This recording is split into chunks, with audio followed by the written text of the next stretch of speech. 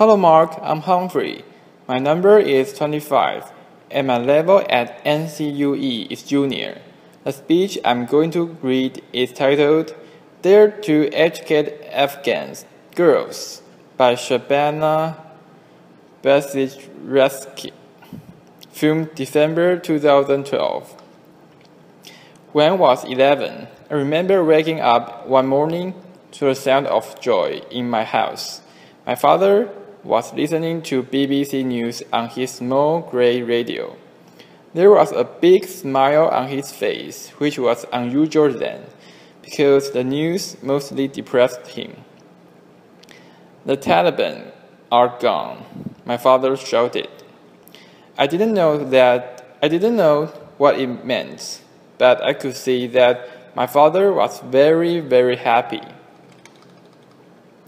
"You can go to a real school now," he said.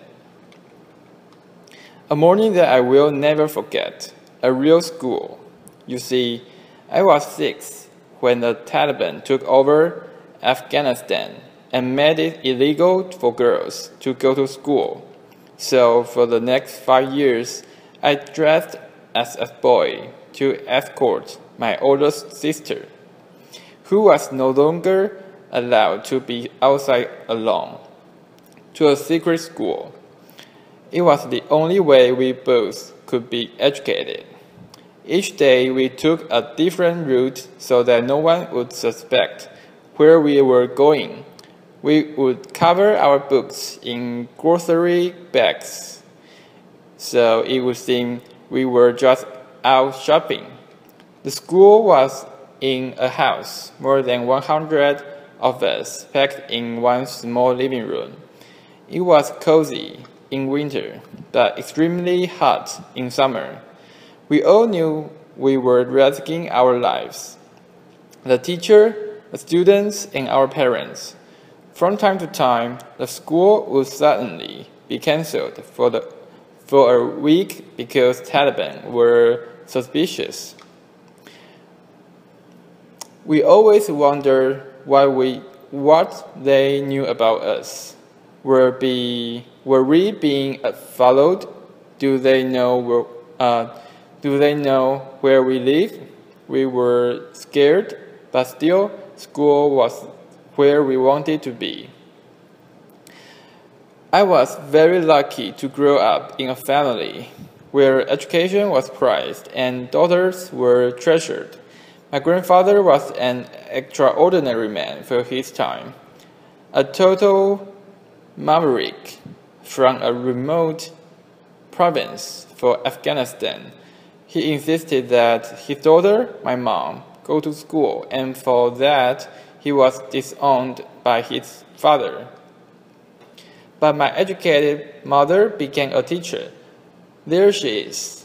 She retired 2 years ago, only to turn our house into a school for girls and women in our neighborhood. And my father? Nothing. He was the first ever in his family to receive an education.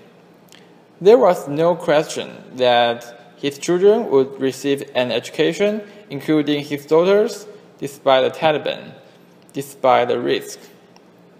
To him, there was greater risk in not educating his children. During Taliban years, I remember there were times I would get so frustrated by our life and always being scared and not seeing a future. I would want to quit. But my father, he would say, "Listen, my daughter, you can lose everything you owned in your life. Your money can be stolen. You can be forced to leave your home during a war. But the one thing that will always remain with you is what's here. And if we have to sell our blood to pay your school fees, we will. So do you still not want to continue?" Today, I'm 22. I was raised in a country that has been destroyed by decades of war. Fewer than 6% of women my age have made it beyond high school, and had my family not being so committed to my education. I would be one of them. Instead, I stand here, a proud graduate of Middlebury College. Applause. When I returned to Afghanistan, my grandfather,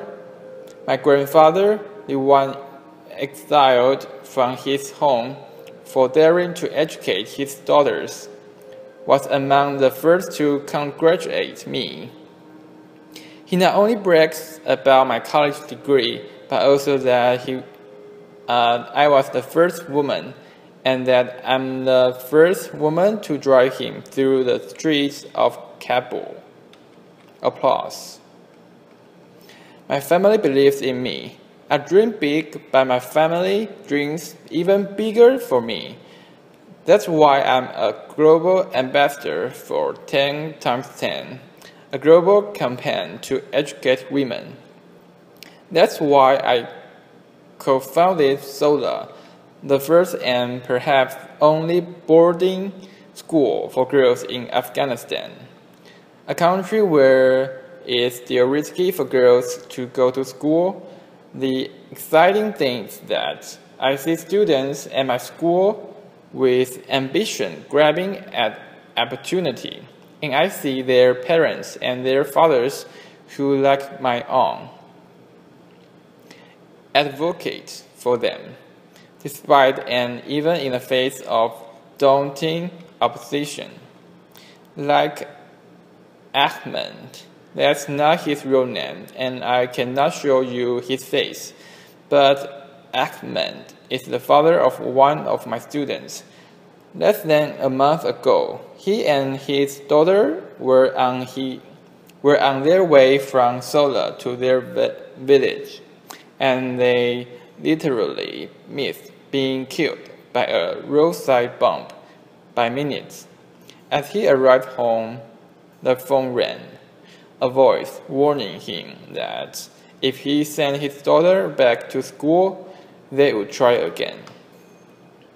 "Kill me now, if you wish," he said, "but I will not ruin my daughter's future because of your old and backward ideas."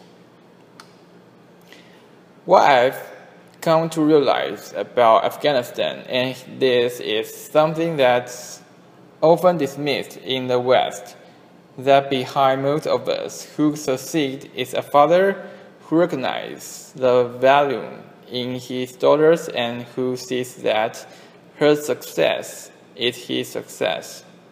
It's not to say that our mothers aren't key in our success. In fact, they are often the initial and convincing negotiators of a bright future for their daughters. But in the context of a society like in Afghanistan, we must have the support of men.